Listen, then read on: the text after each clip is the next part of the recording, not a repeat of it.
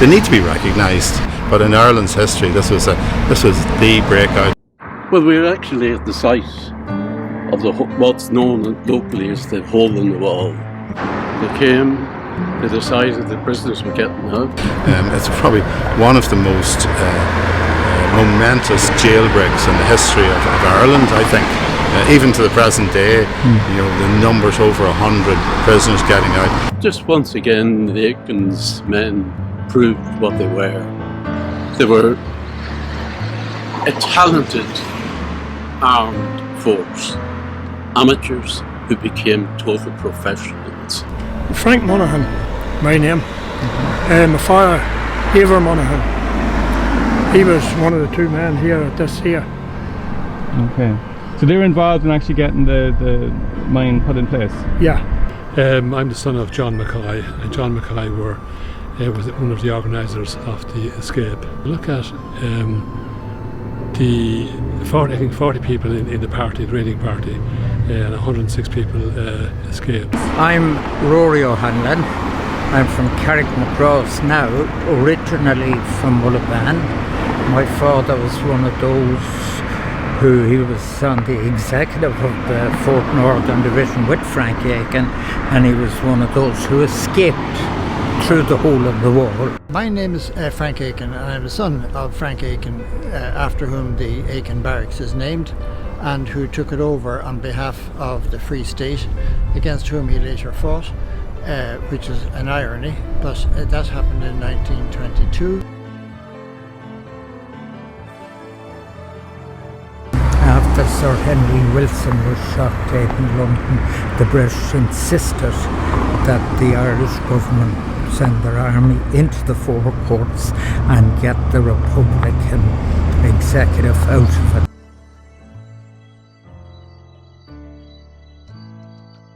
When the Civil War breaks out in the South, though, with the bombardment of the Four Courts on June 28, 1922, Aiken is put in a very difficult position, because what's he to do?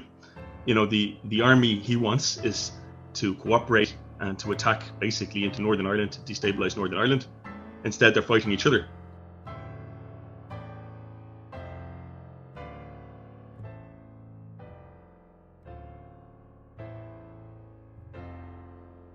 George Bernard Shaw had given a press interview on the 19th of August. Ireland is obviously on the point of losing its temper savagely.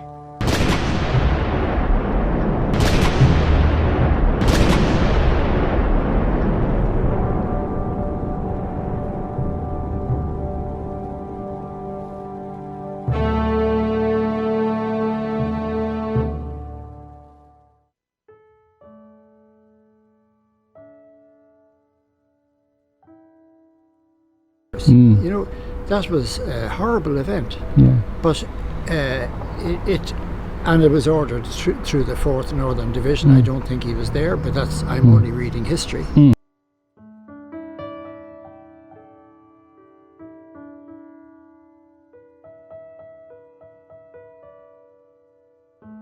You still had the B specials to contend with, you had the military on the northern side. So the 4th Northern, like North Louth, South Armagh, South Down, became much more active. So Micheál McCoy from Mullabon, the townland of Tullymacreeve, as the crow flies, about 5.5 miles from the spot that we're standing here outside the old Dundalk Gaol, in the hole in the wall. My uncle Johnny McCoy was the adjutant of the 4th Northern Division, and basically the whole family were involved in the War of Independence. My very, very high profile prisoners in here during a very volatile period even within Dundalk's history. On the 8th of July 1922, my father and Frank Aiken, my father, and Tom Rogers from Dundalk, the three of them drove to Limerick to see Liam Lynch, who was OC of the IRA, to call off the Civil War. Anyway, Liam Lynch wouldn't do any business with them. They came back, and 2 days later Johnny McCoy and Frank Aiken went to see Dick Mulcahy, who was the Chief of Staff, General Mulcahy, and he said to Frank Aiken, "You write a memorandum for government and I will take it to government." And Frank Aiken wanted the army, an army convention, so that both sides in the army could meet and agree that there would be no fighting between them. Now, they came back that night.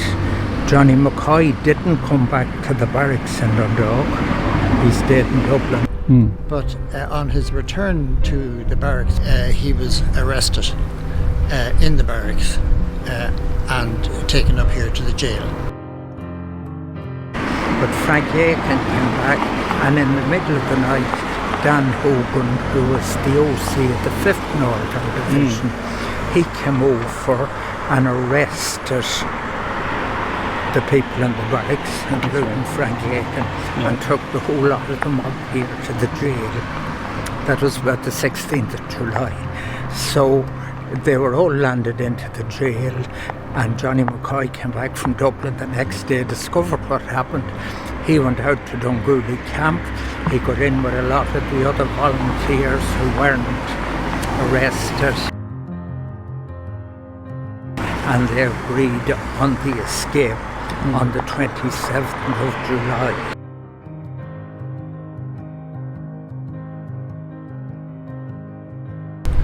And he tried to get the two sides to come together. Great credit to them all, particularly to the leadership of Frank Aiken, who had a mission statement and probably was very unpopular with both the pro-treaty people because he wouldn't sign up for them, and the anti-treaty people because he wouldn't sign up for them. But he did not want soldiers who fought side by side during the War of Independence to start killing each other on either side.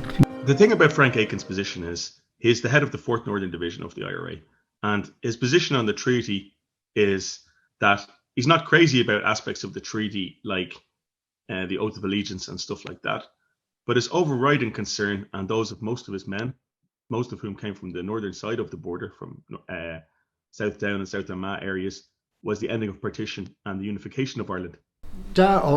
Frank Aiken always said that he could have accepted the king. It was partition that entirely bugged him, and that's why he fought. Aiken's position again was that this is the overriding priority, so everything else is secondary, including questions of the position of the Free State in the British Commonwealth. A group of people led by Patrick McKenna, who were overtly anti-treaty, who participate in the IRA executive and who owe allegiance to the IRA executive. So that's to say that they don't take orders from the provisional government and from the new National Army or Free State Army. And he also has pro-treaty elements, and he himself tries to stay neutral. His position is, I'm not going to take any position on the treaty split because we have to cooperate to end partition.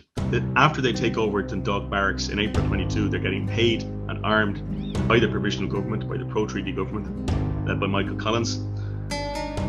And they're cooperating with anti-treaty elements, over the border. Collins had famously told the Northern IRA leaders that he would do this even if it meant smashing the treaty. I mean, it's one aspect of Collins' legacy that's very ambiguous.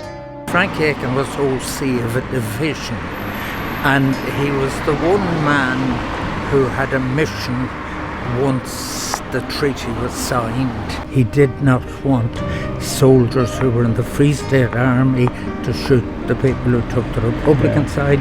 He didn't want soldiers who took the Republican side to shoot at the Free State Army. You know, the old proverb about the man who stands in the middle of the road, you get hit by the cars going in both directions. So Aiken tried to broker a truce. So he went first of all to Dublin to meet with Richard Mulcahy, who was the Minister for Defence in the provisional government. Then he went to Limerick to meet with Liam Lynch, who was the anti-treaty IRA Chief of Staff. And he appealed to both of them to have a truce, to stop the fighting. This position of Aiken's, where he's getting armed and he's getting paid by the provisional government, but he's not taking their side in the Civil War, was unacceptable to the pro-treaty government, to the likes of Richard Mulcahy and to Owen O'Duffy, who at this stage is the Chief of Staff of the Army. Frank Aiken had been down in Dublin talking to Mulcahy, and he expected that he would be given a rite of passage.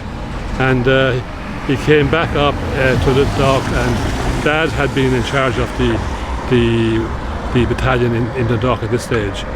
In the book Dundalk Military History, it has been reported that while Aiken was absent in Limerick, General Emmett Dalton, Director of Military Operations, paid a brief visit to Dundalk to assess the situation there, following which he appointed Commandant General Dan Hogan, who was the officer commanding of the 5th Northern Division, to Dundalk. In other words, it may have been a preconceived plan to break Aiken's hold and bring the whole North Louth area under complete control of the provisional government. And what Aiken found when he got back to Dundalk after his peace mission was that orders had arrived that he was to attack the executive forces, which means the anti-treaty forces in the area. Now Aiken not only refused to do this, but he also issued a public proclamation that he wasn't going to do this, and that instead there should be a truce and there should be an end to the fighting in the south between the pro and anti-treaty sides.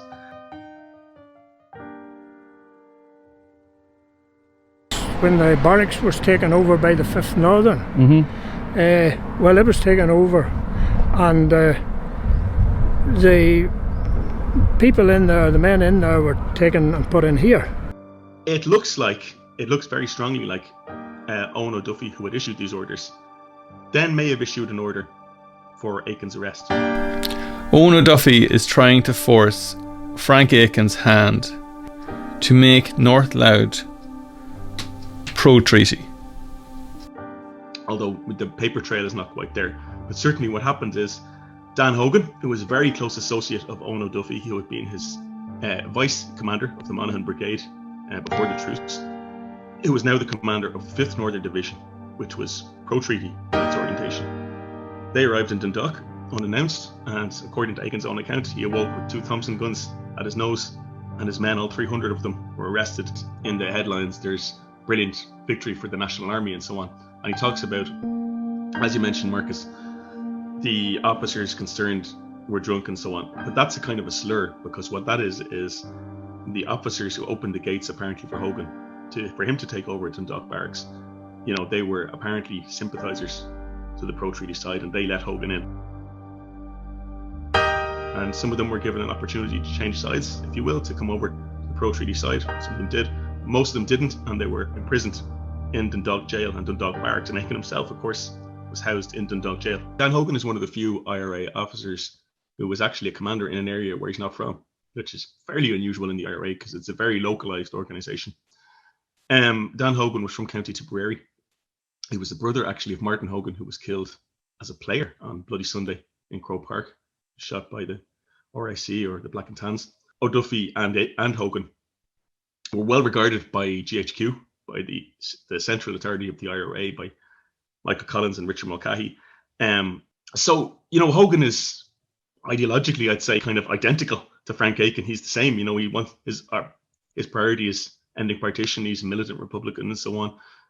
But, you know, events being the way they were, the people he was close to were pro-treaty. That's the side that he took. So O'Duffy's position is basically, there's no room for neutrality here. You know, we're the government, we're the new Irish government. You can't say you're neutral when you have what they regarded as a mutiny of elements of the army against them. Mulcahy, who was at that time the Minister for Defence, and he remained the Minister for Defence, although he also took on the role of Chief of Staff later on, his position was a little bit more equivocal. Like when Aiken was arrested, Mulcahy said, what are the charges here? Why was he arrested? So it clearly wasn't done on his authority. It appears to have been O'Duffy. It was very, very lucky because Johnny and Malachy Quinn had been up, along with Frank Aiken and a couple of other officers in Dublin, speaking to Dick Mulcahy the evening before Hogan captured the barracks in Dundalk.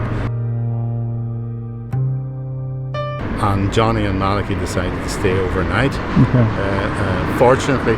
So whenever they came in the following morning into Dundalk station on the train, someone recognised them,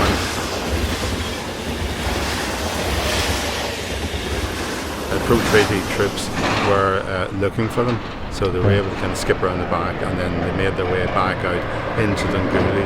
And then Johnny, as adjutant, then he called all his men together, and then they elected him as officer commanding and they reinvigorated the staff structure within the 4th Northern Division at that time. And then he had a meeting with them up in Faughard on the stone up in Faughard, the viewpoint looking down over Plaster, looking out over the main road, looking over the main Belfast to Dublin railway, a very, very pivotal point to the south of Dundalk.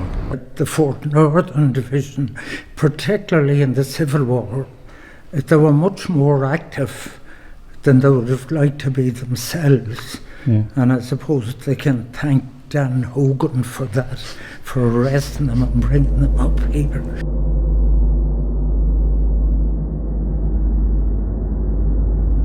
And then Dad, I think, convened a meeting of the brigade. And the tight-knit group of the Mullabon Company of the IRA at that time were very, very much to the fore in organising and supporting Johnny whenever he organised this particular episode of the breakout. And this is where the 4th Northern Division had their headquarters. And there was a small billet just beside the house of Muckians, Mary Ann Muckians, who would have been related to the McCoys as well. And she was the head of Company 1 in Mullabon. And that's where the GHQ and where Frank Aiken and all the officers were kept. I think they decided collectively that they couldn't be neutral anymore. Or they also decided that they would give the Free Staters who were occupying Dundalk 48 hours to vacate, and if not, there could be serious consequences. Eiver Monaghan from Points Pass was the engineer, and he put together the technical elements of the bomb, the mine, along with Malachy Quinn. There was 40 people altogether involved in the party. Now there were some men outside, like my father, Malachy Quinn, all those Johnny McCoy, those fellas. They were all outside, and they organised themselves and planned, I think, to give the 5th Northern Division and the National Army an ultimatum if they weren't out of the area by so many days, that they would be at war with them. They had been neutral up to this, and what they planned on then was to blow a hole in the wall and get the boys out, and this is what they did. The mine at the hole in the wall was very, very much to retrieve the OC of the 4th Northern Division. That was Frank Aiken. Okay. So my father said, I wasn't too sure much to use. He says, because I figured that the ground, he couldn't see in. Yeah. He didn't know what the situation was out here. He figured that the ground, I think him and Malachy came scouting to see what the score was. He said the ground was higher on the inside. Yeah. So that was going to leave the mine down lower on the outside. So he said what I did was I beefed up the amount.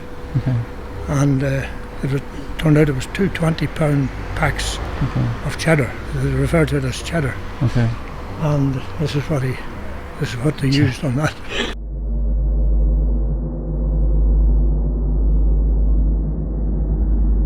Well, first of all, they didn't, as I said, they didn't want to bring the whole wall down. Oh, I see. There would have been a pile of rubble here. Okay. And when the guys would have had to climb over that, they might have been in line with they might have been able to be fired on from the military hospital. And the plan, the spot where it was going to the mine was to be placed. And they worked it from my father told me they worked it from this dip in the wall, so many steps, so many yards. I see. From that. So well, from what he told me, that there was quite a number of them here. They had been shifted up from the barracks to the jail here, and he was the senior officer. So they pretended they were in for a long stay, but I believe they had some friendly warders who were able to bring messages out. So those arrangements were going on while he was making, he told me this, a long list of requirements, like he wanted draft boards and things to amuse the men, that he had 100 men here and he wanted to keep them amused and fit. So he was going to take them out every morning for exercise. Way of kind of getting them all assembled at a certain time.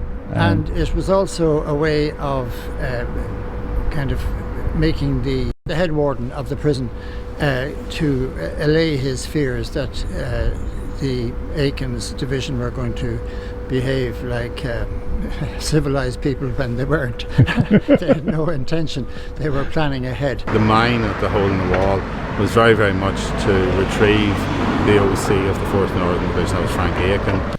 You consider the people who were involved, the ones who escaped, all of the prisoners that have been here over that period. A tremendous history. And the hole in the wall is the result. And there was a friendly warder in here, and they got the information what they needed in and out.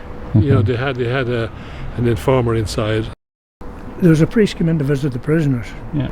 He picked up a bit of information that there was going to be an escape imminently. So he didn't tell any of the warders, the chief warden. But he went to Dan Hogan, commander of the 5th Northern Division that had taken over the barracks. Yeah. And he came back in here and he said to the head warden's secretary, he says, I just hope you have this place well enough secured now. Okay. So that's all he said to them. But Hogan knew that there was going to be an escape. Oh, so he knew Hogan? So Hogan knew that they were going to break No, he didn't know when it was going to be. Okay. But he knew that they were planning an escape, and there was going to be very soon. Okay. I think what he said was, I sort of figured there might be something like that. So I beefed up the guard. Right, okay. The boys over in the hospital over there. Oh, right, okay. You see, that's why they located the place, the mine here. Yeah. Was this was in the way. Oh, I see, yeah. The hospital's over there. Yeah. And at the same time, they didn't want to bring the whole wall down.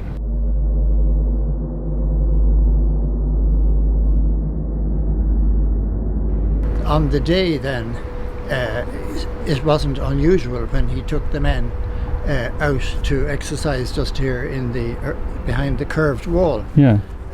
Because he couldn't have them near the explosion because he could lose a number of them, and then he'd have a separate problem with injured people. Okay. So they were all out exercising, and it was his blowing of a pattern on his exercise whistle that triggered the boys who were on the little street.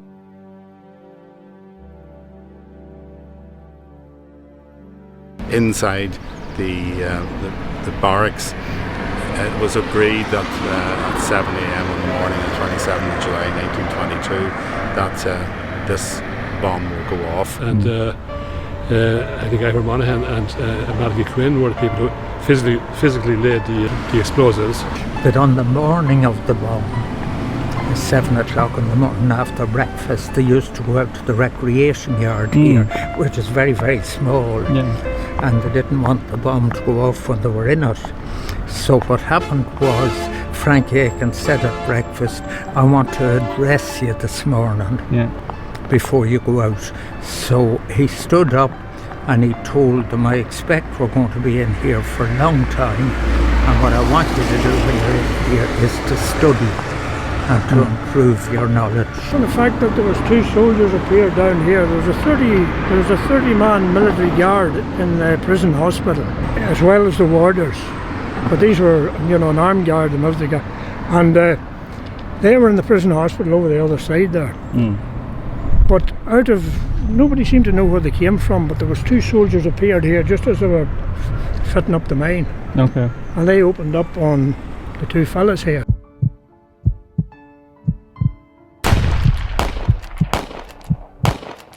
Johnny McCoy and the rest of them were up here covering them. They opened up, but my father, he pulled out a handgun and fired at them. Johnny was at the end of this wall, supervising kind of after having made out all the plans. So they carried on with the fitting up of the mine, and they ran out the cable. They intended to get round the corner, but there was a kink came in the cable somewhere between here and there. The cable that was, attached to the detonators and the mines was been rolled out, was run out. Okay. And when they got up there, they turned around and there was a kink in the cable here. Okay. They don't pull it or they don't shake it to try and get that out of it. But that shortened the cable. Okay. And they couldn't get round the corner. So they decided rather than come back and retread the whole thing, they would just set it off from there, even though they were exposed, they were in, they could see the mine. Yeah. So this is what they did. And my father said, I remember him saying, I didn't know what way this was going to affect me. Yeah. But he says he kept a rubber piece of a bicycle tube in his pocket. Yeah. He says he got that between the teeth and he says, I'll let her go. And the next thing the bomb went off and 105 of them got out. Anyway, the hole was blasted.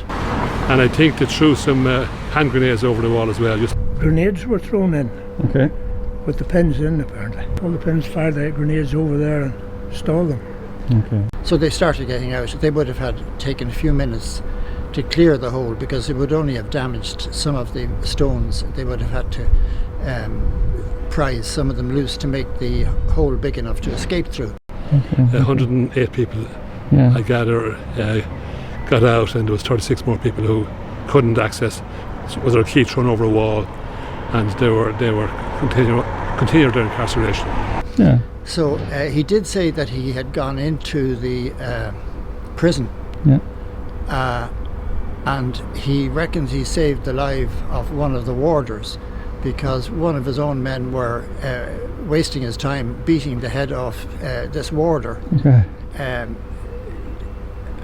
Who saved his life and said, come on, you're for the escape. So I think that's very amusing. Yeah. Because he was proud that he had saved one of the warders' lives, maybe. Okay. Was there any problems, or did it go off without a hitch, or?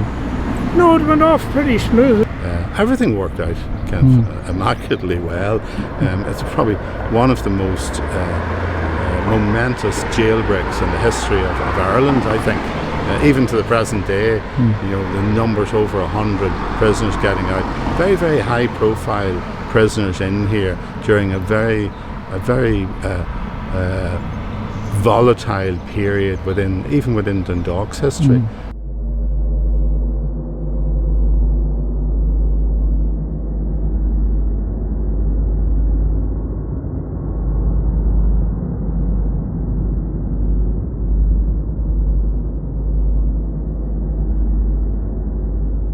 Away they went then.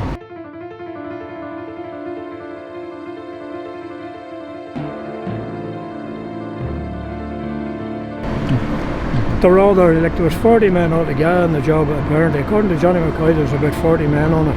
Wow. In different parts. Some of them, my uncle was over, he had a few boys over at Castletown Cross. Pro-treaty troops from Ann Street Barracks who were chasing the escapees came under fire from Frank Monaghan's men at Castletown Cross. Corrick and Sean Quinn were also involved in this engagement. Okay. And that was to cover the escape, the soldiers that were heading towards Dungooly camp. 2 casualties on the pro-treaty National Army side took place in the fighting. Colonel Commandant Mason and soldier J.F. McCaffrey.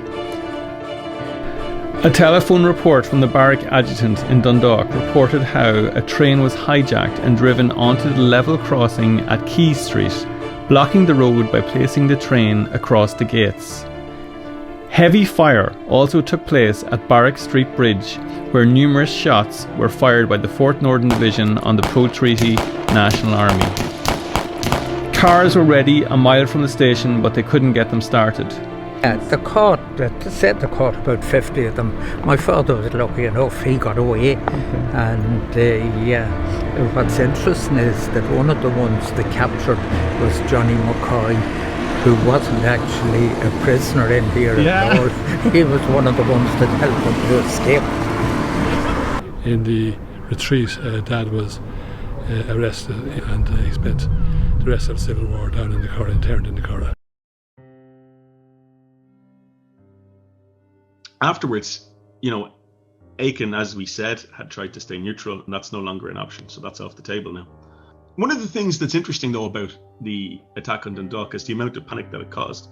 Aiken got a pretty large force by IRA standards together. He has 100 men assembled to attack and to retake Dundalk, which by IRA standards is a very large operation.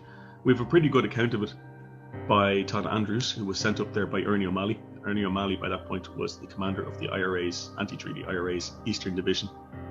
So O'Malley says he was driven in secrecy to a farmhouse with minesmen filling up petrol cans with explosives. So these are the mines, so-called, that the IRA used at the time. He said Aiken didn't say two words to him, for about a day. They were driven somewhere into the Cooley Mountains, because Andrews mentions going over the Long Woman's Grave. It's a very mountainous area in the middle of the Cooley Mountains. So obviously this is where Aiken and his men were hiding out. Aiken had organised boats to take them across the Castletown River into Dundalk. So again, this shows a lot of logistical planning and so on. He has storming parties which are armed with the mines, which are the main weapon, and with Thompson guns, which are, submachine guns, and they're loaded with a 50-round drum and so on. And it's a very well-planned operation. I mean, one of the things, though, is that, from the pro-treaty point of view, why are 100 men allowed to approach a barracks at night time? Like, why aren't there sentries out in the street and stuff like that? It's actually pretty lax. But the Civil War is full of this kind of stuff. People are learning as they go, if you like. The garrison of Dundalk, first of all, there's a garrison in the barracks, there's a garrison in the courthouse, I think, and in jail. So there's 3 different points, and all 3 of them are attacked on the day. Aiken's attack is very well planned, by IRA standards. The attack took place after 4 a.m. 400 men had crossed the mountain from Omeath and seized the town beforehand. The post office was taken and the telegraph was put out of action. Part of the force remained at the Blue Anchor in Bulurgan. A dump of munitions had been concealed at the Coast Guard station and moved to Water Lodge.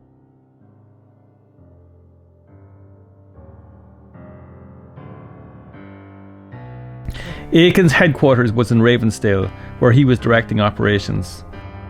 The barracks had been thoroughly surveyed, as well as the movement of troops in the area. Aiken had made sure a number of his men were planted in the barracks who could provide information on defensive operations. 40 men had organised into 2 groups. The first group was under Aiken and included Todd Andrews.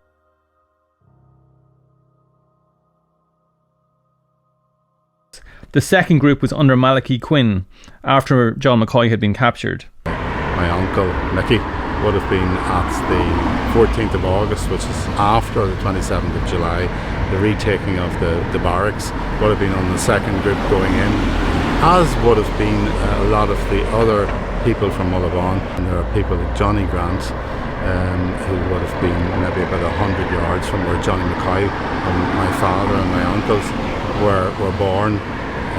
Charlie Grant, another cousin of his further on up the road, Johnny Merkin, would have been just across the small river in the middle of the valley, in and around where all of the activity took place. Aiken crossed the river from the Blue Anchor to the Point Road gate of the barracks.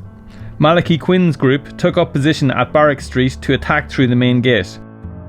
Both groups had large numbers of explosive devices and mines, each containing 10 pounds of Irish cheddar, aka homemade explosives. They had 4 mines, which again are these petrol tanks filled with explosives, and they put it at the various gates around the barracks.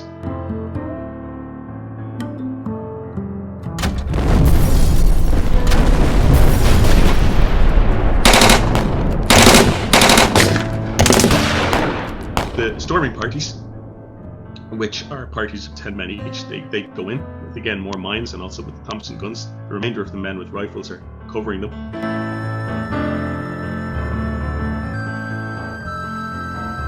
They shoot the sentries, basically, at short close range with the Thompson guns, and they throw the remaining mines into the windows of the barracks, so they cause, apparently, the officers' quarters to collapse.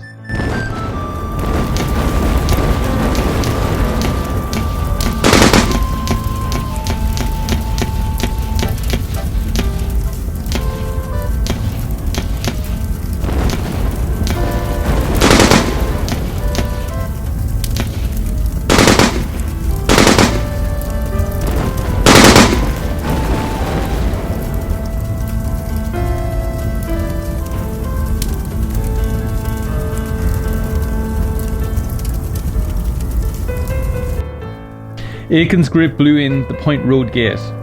They spread out to the barrack area.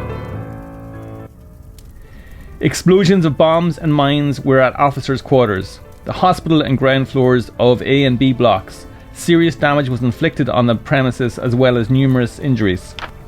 Aiken had concentrated fire on the officer mess buildings and the guardroom buildings. This tactic was to take out the commanding officers in order to cause chaos, as now the pro-treaty troops have no leader.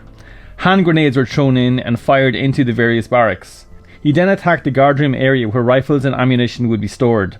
7 Free State soldiers were dead. Hundreds of captured rifles were seized. In the attack itself, there are no anti-treaty fighters or soldiers killed. There's 5 pro-treaty soldiers killed and 16 wounded, so it's actually a pretty one-sided fight.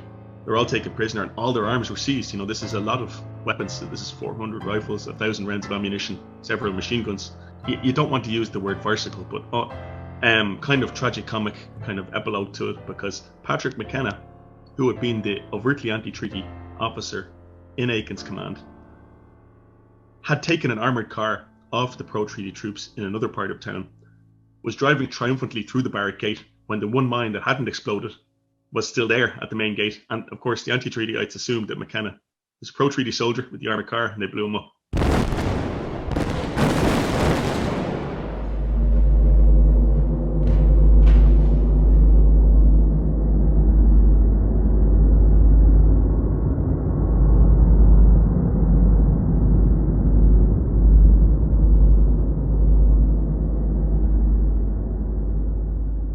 If you're going to have a story about two conflicting views, or in a war of independence, or whether they were irregulars or regulars, there's a story from both sides. There's a section of Liam Lynch's correspondence where he points out all the best work people have done, kind of thing, the best homework of the day. And Dundalk is up there. It's certainly the largest and the most successful anti-treaty IRA operation of the Civil War. Liam Lynch, the Chief of Staff of the Anti-Treaty IRA, has written to Ernie O'Malley that the recapture of Dundalk was one of our greatest victories and had a good effect on the whole army. I note the enemy is being given a busy time in the area. Michel Lamass, Liam Lynch. 4th Northern Division comes out with honour even out of the Civil War. Ourselves alone, their battle cry, and freedom rise through that Easter sky. They were the men with the vision, the men with the cause, the men unified their oppressors' laws, the men who traded and changed for guns, born into slavery they were freedom's sons. The poet's dream had sparked a flame, a raging fire it soon became, and from the fire of destiny arose a nation proud and free. They were the men with the vision, the men with the cause, the men unified their oppressors' laws, the men who traded and changed for guns, born into slavery they were freedom's sons. 6 counties lay in bondage still, they died great men, was this their will, until we're free and oppression cease, only then great men can sleep in peace. They were the